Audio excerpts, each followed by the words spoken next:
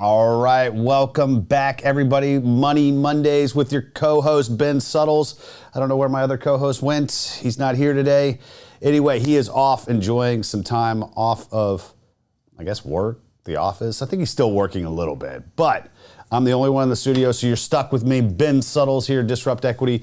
We do Money Mondays every Monday at 3:30 p.m. Central Standard.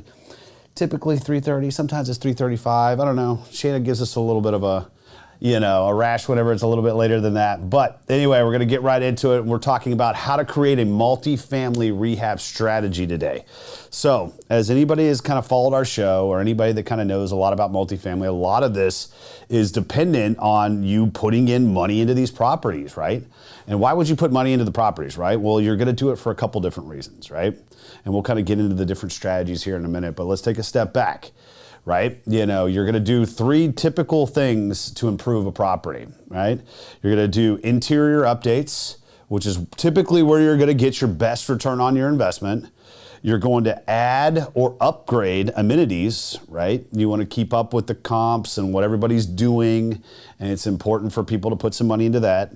And then you're going to do what I like to call kind of exterior or deferred maintenance work, right? And that's typically stuff to just improve or retain the value of the property, right? Like think roofs, and you got to paint the property. All of these things just need to happen. Sometimes they can improve the aesthetic look and feel of the property. Sometimes it's just stuff like you got to replace some HVACs, right? So your return on your investment is probably a little bit lower on that type of stuff. But over the long run, if you do it right off the bat, right with the bank's money, you can typically be able to ride that out for the next 5 to 7 years and not have to replace that stuff whenever you're a little bit farther into the hold period. So we're going to get right into this. We do want it to be an interactive show, though. So if you have questions, go ahead and drop those into the comments. Give us a like or a share. Subscribe to our YouTube channel. Subscribe to any one of our social media pages. We love when people kind of give us some feedback, right? So let's get right into this. What actions do you take to build out your rehab plan before acquiring an asset? And I think this is a great question, right? Again, people kind of think we do this thumb in the air type stuff. That's not what we're doing with these. Ultimately, it starts with the process of doing the property tour, right? Whenever you go and tour a property, you're looking to identify typically how much CapEx are you going to have to do. Now, obviously, when people are starting off, this is a little bit harder for them to kind of pin down, but I've walked probably 300 properties at this point, and I've done millions and millions of dollars worth of rehab, so I can kind of get a sense of when I'm doing a property tour, how do the roofs look, what's the exterior kind of look like, what kind of amenities do they have, and ultimately I'll always ask them, I say, I want to see a classic unit, and I want to see an updated unit, right? And then you can kind of see the spread. Okay, how much money am I going to have to spend to keep up with what they're already doing? Right? And then you can kind of really start backing into what your plan is. So it starts with the property tour. Now, you're going to get in, you're going to negotiate it. Maybe you come out the other side and you actually get it under contract, right? Well, then there's that due diligence period that we've talked about on the show before, right? Or it's called an inspection period. There's a lot of different ways that people describe it, but it's essentially a period where you're kicking the tires on the deal. You're seeing if, ultimately once you go out on site, you're going to do a unit by unit walk. You're going to get your general contractor and your other contractors out there. You're going to get your property management company out there. They're going to be doing their lease audit. They're going to be doing the unit walks. And ultimately, all these people are there to provide you with data, right? Because at the end of the day, right, call it a week or two once you start getting the reports back in, you're determining, hey, was my thumb in the air that I did during the property tour still in line with what the reality of the situation is?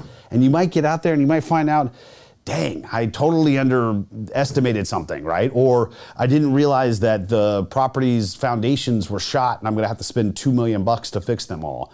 Those are fundamentally changing what your deal looks like and what the returns are that you're going to get.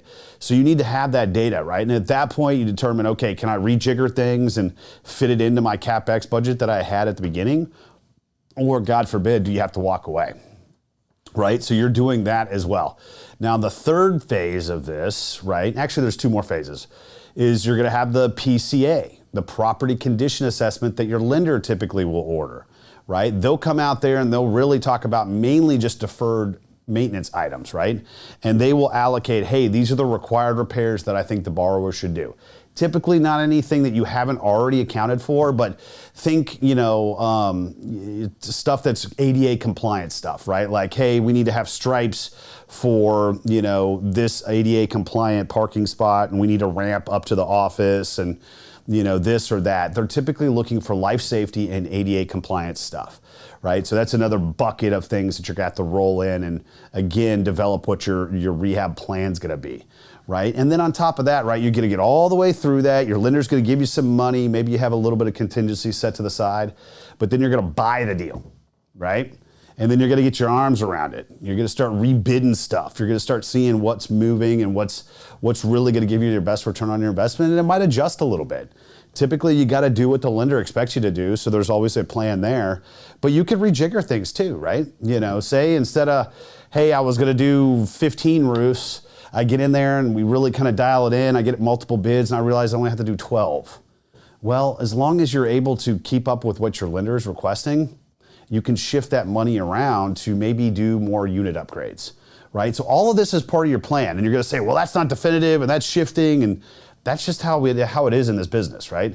That you take a little bit of a stab at it up front, you're trying to validate it throughout the closing process, and then you're further rejiggering it once you've taken over the property. This is just the reality that we live in as multifamily syndicators and owners, right? All right, so another question that came in before the show. How do you know what upgrades to perform on a particular asset class? I think this is a great question too, because at the end of the day, it's all dependent on a couple things. The comps and where you're at, where your submarket is, right? Are you in an A-class area? Are you in a C-class area? And then ultimately, what kind of upgrades is really gonna be indicative of how much money you have too, right? So let's start with the asset class, right? And where it's located at. So I would say the biggest thing is if you're in a Class A area and you've got a Class A property, right? You're gonna have to cater to that type of tenant profile, right? So maybe, I'll just give an example of something that we've done on our Class A deal. You gotta put, an EV charger in there. Right now, you're going to say, well, I've never done an EV charger. Well, you probably always had Class C stuff, and nobody really has an electric vehicle in that demographic, or at least not right now. Maybe in the future, who knows? We'll see. But bottom line is, you need to have those in order to entice and retain those tenants, because that's what they care about, right? But let's take the other side of the spectrum and say you've got a Class C workforce housing deal. Right? Most of the time, those types of tenants are looking for a couple things, right? Safe, secure, clean housing is the paramount thing that they care about, right? So you want to make sure your gates are working. You want to make sure that it's safe, that it's lit up, and that it's ultimately a clean property, right? They don't care as much about unit upgrades. Everybody would love to have stainless steel and all that stuff. Everybody gets all that, right? It looks nice. But those folks that's not what they're caring about, right? They want safe, secure, clean housing, right? So that's number one rule when you're dealing with the Class C workforce housing, which is really our bread and butter, right? But then the other thing too is let's make it a community, right? In a lot of ways, people are living in these communities because that's all they can afford, or sometimes it's because they want to be near a certain school, right? And if you build a community and you cater to the children and the families that are there, you're going to be able to retain more tenants, right? There's going to be less turnover. You're not going to have to be turning the unit every year because your tenants are going to stay there longer, right? So we always go in and we identify, okay, how many children and how many families are there? What kind of amenities does the property have that caters to that? Sometimes none. And then what can we build out or add to the property that makes it something that people are like, oh, I really love staying here. And I'd say the first and foremost thing, if the dang thing doesn't have a playground, we're putting a playground in. That's the first thing that you have to add in. It's amazing how many properties don't have this or don't have a good one, right? So add a playground in. You're going to get some kids that, maybe they're a little bit older, but some of the times you're still going to have children that enjoy that type of stuff, right? There's also kind of sports court areas, and we're even doing it on one of our properties here in Houston where we're doing kind of a sports field.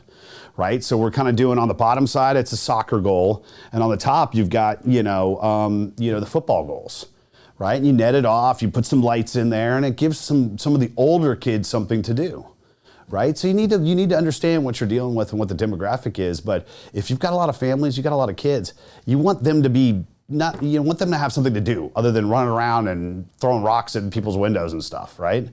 And so it's always important to kind of keep them busy and allow them to have some stuff. And then also if the property already has a pool, keeping up with the pool, right? Updating the pool. I mean, it's especially here where we invest, which is the Sun Belt in Texas and Georgia and Florida, it's hot. People like the pool. You want to keep the pool up. So those are some important things, right? So even if you're in the C-class properties, and I'd say A-class too, everybody likes a pool, right? So next question. As a syndicator, what does the CapEx process look like? How do you manage your CapEx budget across your portfolio? What vendors do you need to outline? I'm gonna start with the easy one. What vendors, right? Now depending on how big a size of a firm you are, maybe you're just starting off and it's just you. You need to have a great general contractor, right? And I'm gonna say even if you get bigger, having great general contracting contacts and people that you can rely on is invaluable because they can get in and they can do things more efficiently than probably people that have in-house teams can do. They can also typically bid things a little bit more efficiently as well because they have volume. So general contractor first and foremost, right? And I'd also say if you're in a specific market, developing some of these bigger contacts is also probably important too. I'd say think of like a roofer, right? If you buy all your properties in Jacksonville, Florida, and you got 5 different properties and they all need various things of roofing, you should probably develop a roofing contact directly and save yourself a little bit of a margin, right? But first and foremost, get yourself a general contractor. If you're doing a specific scope of work on every single one of your properties, it might be a good idea to directly have a relationship with one of those subcontractors as well. So how do you manage your CapEx budget and projects across your portfolio? Again, you have to have a great team, right? You have to kind of line it out, right? There's ultimately things that have to be done in a certain amount of time. And so sometimes things are time bound, but I'd also say sometimes things are just the best bang for their buck, right? Typically the way that I like to do it is outside in. So, I'm looking to do paint, I'm looking to update signage, I'm looking to update landscaping, I'm looking to add amenities first. Then I start typically going inside, right? Now it's not a hard and fast rule, folks. And, sometimes I've even, gone even the total opposite with it, but that's what I typically like to do. I'm gonna tell you why. People are driving by the property and they see, oh man, got a fresh coat of paint, new signage, things looking pretty nice. Maybe I'll stop in and see if I can, potentially rent an apartment. That's how people think, right? And you're trying to drag people in and get them excited about the work and the improvements that you've done. They're not gonna see that on a unit upgrade when they're driving by, right? So that's my own way. Love to hear your opinion on it too. There's probably all ways different to skin this cat, but that's how I typically do it. Right? And then what does the CapEx process look like? I mean, typically you have to probably self-fund the thing for a little bit. You have the GC or the contractor do the work. They show that the work's been done. You verify that the work's been done. Then you do your draw with the lender. You get reimbursed and you pay the contractor. And then you rinse and repeat. It's a time management play. It's a money management play, because you have to manage your cash too, because if you're not doing draws quickly enough, unless you have a lot of reserves, if you're not doing draws quickly enough, you're going to burn out your GC or your contractor and they're going to say, hey, look, man, I haven't been paid in 3 months. I'm walking off the job, call me when you can pay me, right? And that's, I hate to say, that's happened, and that wasn't because we didn't want to pay this general contractor, and this was really when we were starting off. We didn't know the importance of the management component of this. But the bigger thing is that the lenders take a long time too, right? So you need to understand that, hey, if the lender is, going to take 3 months, and sometimes we've seen it even take longer. Sometimes it take 3 weeks, sometimes it take 3 months. That's going to burn out a contractor. So you need to plan accordingly and be able to do that, right? So moving right along. What CapEx projects have you seen with the most significant ROI? I like this question too. And I would say the most significant ROI is always unit upgrades. People just expect the roofs to work. They expect their HVAC to work. So you're not going to get an additional rent pop by doing those, right? That's just part of owning a property, right? Amenities, maybe you're getting a little bit better return on your investment depending on what it is. Right? But I mean, again, the pool, if there's a pool there, they expect to have good pool furniture. They expect it to look nice. But again, is that going to really get you a big pop on your rent? Probably not. But these places, these apartments are people's homes, right? They love to have friends over. They love to have, their spouses over or whatever family. It doesn't really matter who it is. They're entertaining people. They want their place to look nice. So I'd say the best return on your investment is unit upgrades, right? And you're going to say, well, what should I do? It really depends on the comps. It depends on the area. It depends on the asset class, right? But people always typically like, stainless steel or black appliances. People typically like hard countertops, right? Now, all what's in vogue now is quartz, right? People like backsplashes. They look sexy. They're nice. They look really, really cool. Some updated lighting and plumbing fixtures are always going to go a long way. And then ultimately updated flooring as well, right? Now you're going to say, well, how much does all that stuff cost? And how much rent, boost can you get? Again, I can't tell you that. It all depends on the deal. It depends on your comps. It depends on the area, right? But sometimes you're going to have a significant return on investment. And typically what we're looking for is at least 25% of an ROI on our unit upgrades, right? So, 5,000 divided by how much I can get that year in rent growth is typically how, and 5,000 was just an example, but you can come up with what your ROI percentage is going to be. Right? Now you could say, well, it could maybe be a little bit less, and certainly you'd love for it to be a little bit more, but that's typically the rule of thumb that we go with, right? All right, moving along. Has there been any rehab projects you have implemented that have not delivered a great ROI? I'd say again, when you have a lot of deferred maintenance, it stinks. It's like, I don't really want to repave that whole parking lot and replace those roofs. But you have to do it. And so your lowest ROI is going to be on deferred maintenance items. I'm sorry. Unless it's just one of those things that, and I'll use roofs again. The roof is constantly leaking. You're going to be spending $10,000 a month because of roof leaks. Then you're going to have a little bit better of an ROI. But if it's just one of those things that it's kind of on the cusp. I haven't really gotten a lot of complaints about it leaking, but I'm still going to go ahead and replace it anyway. All right, a little bit lower of an ROI. But just something to think about, right? Deferred maintenance is typically your lowest ROI items that you can do. And then any further tips, right? Again, I think I've kind of gone through some best practices, as far as, what you can do in managing your CapEx and building out what your CapEx is going to be. And I would say that, there's a couple ways that you can go about doing it, right? We have some people that really skimp on it, saying, well, if I, only spend $500K, then that's $500,000, that's only $500,000 versus $5 million that I have to raise or I have to get from the lender, and they're trying to juice their returns. Really, that's kind of a short-sighted way of looking at it. Now, I've seen people go to the extreme, the people that like to put $20,000, $30,000, $40,000 a unit in. I also think that might be a little bit too much to the other side of the spectrum, right? I think it's somewhere in between. Typically $5,000 to $10,000 a unit is typically going to get you enough juice to cure up that deferred maintenance, add in amenities, and then ultimately do some of that programmatic unit upgrades, but to each their own, right? So that'd be one reason that you'd have to really kind of back into your numbers and see, if you get that return on investment. So I blew through that pretty quickly, but hopefully we got a couple questions in. Yeah, we do. So Ronnie says, what are your thoughts on occupied unit turns? That's a good question, man. At the end of the day, it's tough.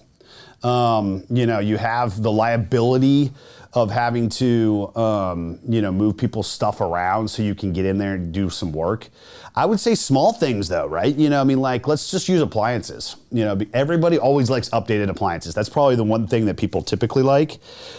So if they got white and they've been there for 5 years, but they'll release the property, or the unit, for a little bit more of a premium next year, but they want some new appliances. That's easy to pop out. You're gonna have to coordinate it a little bit, but that's not that big of a problem. The other thing that we've done too is like fans, right? Believe it or not, folks, even in the Sun Belt, there's certain properties that just never had fans installed, right? And so, it's like, they have nothing essentially in the living room, so you can run a wire and then drop it in. And yeah, it's gonna cost you probably, call it $300 to $500 to do that. But if you can get a new lease and retain that tenant, and you don't have to spend $5,000 to $7,000 to turn that unit, it's a good investment. And again, you don't have to move furniture around. The one thing that's really problematic is two things. Mainly flooring, because if you have to redo flooring, then you're really moving pretty much all items around.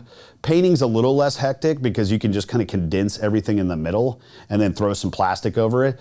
But again, you have some uppity tenants that might say, well, you broke this, or I didn't know you were going to do it, or I didn't know it was going to take this long, or I didn't know there was going to be a paint smell, even though I was informed that there was going to be paint in my unit. There's always going to be that. So you've got those things that you have to balance, the risk versus the reward. But that's a good question. And then he says, what are your thoughts on hiring a construction manager in-house to manage or a third-party general contractor? I think that there's a world for both, right? We recently hired on a director of construction, but he's not out there running crews, but he's taking on some of the smaller projects, and he's also managing the general contractor as well, right? And scheduling things out, bidding things out. And I think that that's important, right? So when you get to a certain scale, I think offering that as a service to your investors, or if you do property management, offering this to your clients is important. Because that's one of the biggest problems, right? When you have $5 million in CapEx and you've got 24 line items of things that you got to do, that's 24 bids that you got to go out and get. That's 24 potential contractors that you got to manage, right? And maybe you just say the general contractor does half that. Well, that's still 12 things that this guy has to do, right? So that's a lot. So I would say if you get to a certain level, having those two people work hand in hand is also actually probably the best way to do it, to be honest with you. Neil says, what do you think about package lockers in C or B class assets? We've done it. I haven't done it in the C class assets. I've done it in B class assets, and then I think it's almost mandatory in Class A, to be honest with you. But I think ultimately, depending on where it's located and how secure you can lock it down, I think even the C class assets are probably going to start having some of that. And the reason being is more and more people are ordering off of Amazon. More and more people are ordering off of the internet, and packages can become a real problem for the office staff, right? If you're always having to take packages in from UPS or FedEx or the Amazon driver, and then you're on the hook to make sure that it gets to the tenant, and I was supposed to have 3 boxes and you only have 2. What happened to the third? And then you become the mail guy. Nobody wants that, right? So having them, even if you have to create a secure, maybe, area that has security cameras and lighting and all that stuff, might be worth it. But I'd say right now, B is really becoming in vogue, and then A, again, it's mandatory. An anonymous user, where's the better half in the Starbucks? Oh, I know. That was from. Well, somebody had to work today, so I didn't get a chance to do the Starbucks. Thank you. And I don't know if he's really my better half. He might have a little bit more hair than me. Yeah, I'm assuming that probably came from Ferris. Okay, last question. Do you typically hire a design team to help outline your CapEx? Not necessarily the CapEx, but I'll give you an example. So we've had some cooler, more chicer places where there was enough budget to have a design team. And I would tell you, it was worth it. We use Landry Designs. I'll give you guys who they are. They're out of DFW. They did a really, really good job. And I think that at the end of the day, if you've got enough money in your budget and you're going to redesign, call it an office area, or you want to redesign a model, or maybe you just don't know how to pick colors, right? And we were all right at that, but not great.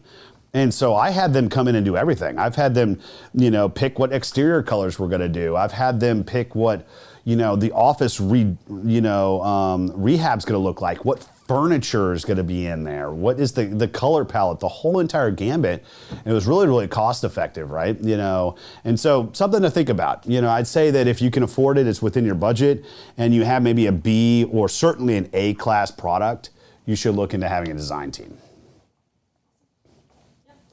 That's it. Oh my gosh, everybody, love it. If you've got any other questions, I'm going to be going through a few more slides, so go ahead and drop them in and we'll check it right before we hop off here. But we're at our new meetup venue. I'm really, really excited about this Thursday here in Houston, the ultimate Houston real estate investing networking mixer. Holy crap, that's a lot of words, but it's going to be a lot of fun, right? And it's going to be open Q&A presented by Gage Multifamily and Newmark. Really, really excited to have those guys on as sponsors. They're great folks. We're putting it on with InvestedX, ourselves, and then Sandmore Investments, Mr. Boris Sanchez. September 1st here in Houston, this Thursday, 7 p.m. at Wakefield Crowbar. Check it out, disruptequity.com/HTX meetup. We're probably going to have, 200 people there. We've already had 200 RSVPs, so you don't 200 RSVPs. I don't know. The fire marshal might get called on this one. So get there early. Bring your business cards. We're really, really excited. New venue, better parking, better venue, better spots. We're going to be doing some presentations. Really, really excited to be out there. So come check it out if you're in Houston this Thursday. All right, and it wouldn't be a Money Monday without us talking about the Multifamily Investor Network Conference, November 12th, 2022 in Atlanta, Georgia. Really, really excited about that. So check it out, mfinvestornetwork.com. Put in Disrupt, get $100 off. Oh my gosh, these are really, really still really cheap, actually. I think we have a few VIPs left, so you might get sold out on that, but we're lining up some great speakers as we always do, great panels, and then ultimately it's all going to be about networking, folks, right? We really curate this event to force people out of their comfort zone and then put them in places where they can meet their next investor or meet their next partner or meet the next vendor that's going to help them get these things across the finish line. It's important to understand that this is how this works, and then ultimately you get to meet some great people along the way too, right? But we've got the roundtable next week. Oh my gosh, this is our virtual meetup. So Wednesday, September 14th. Actually, it's in 2 weeks. So it's gonna be 2 weeks from this Wednesday, 7:30 Central. We're gonna be doing a roundtable, so it's just gonna be some open Q&A, but check that out, disruptequity.com/virtual meetup. You're gonna have all those great looking guys on the line. You can ask us whatever questions that you want. Just ask Ferris the tough ones. I get all the easy ones. But, so that's going to be September 14th, 7:30 Central Standard, disruptequity.com/virtual meetup.